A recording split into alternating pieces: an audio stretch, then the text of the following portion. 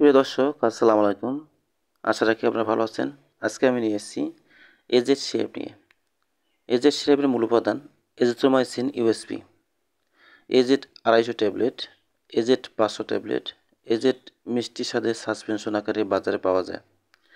তো এজেড সিরাপের নির্দেশনা: AZ syrup অথবা এজিথ্রোমাইসিন সিরাপ নিম্ননালীর সংক্রমণ যেমন ব্রঙ্কাইটিস ও নিউমোনিয়া, ওটাইটিস মিডিয়া, শ্বাসনালীর উপরের অংশের সংক্রমণ যেমন সাইনোসাইটিস, ব্রঙ্কাইটিস, টনসিলাইটিস, ত্বক ও নরম কলার সংক্রমণ, বিভিন্ন ড্রাগ রেজিস্ট্যান্ট অণুজীব ঘটিত টাইফয়েড জ্বর, শিশু ও প্রাপ্তবয়স্কদের কলেরা এবং পুরুষ ও মহিলাদের যৌন সংক্রমণ রোগে কার্যকরী।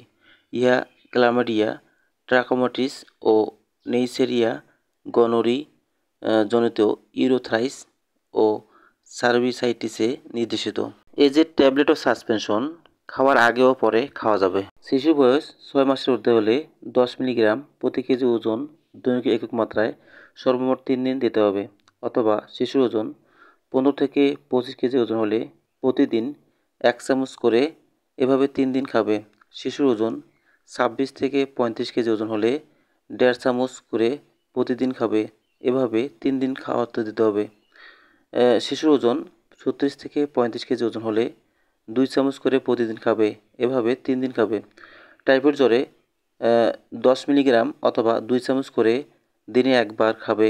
এভাবে 7 দিন খেতে দিতে হবে। অথবা 20 কেজি দৈহিক ওজন হিসেবে দিনে একবার, এভাবে 5 দিন খেতে দিতে হবে।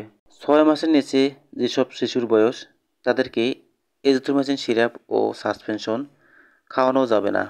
যাদের বৃক্কের ও যকৃতের সমস্যা রয়েছে, তাদের ক্ষেত্রে এজিথ্রোমাইসিন সতর্কতার সাথে ব্যবহার করতে হবে। পার্শ্ব প্রতিক্রিয়া: বমি, বমি ভাব, উদরে অস্বস্তি, পেট ফাঁপা, ডায়রিয়া, ফুসকুড়ি জাতীয় অ্যালার্জি ইত্যাদি দেখা যেতে পারে। গর্ভাবস্থায় ও স্তন্যদানকালে রেজিস্টার্ড চিকিৎসকের ব্যবস্থাপত্র অনুযায়ী এজিথ্রোমাইসিন সেবন করতে হবে।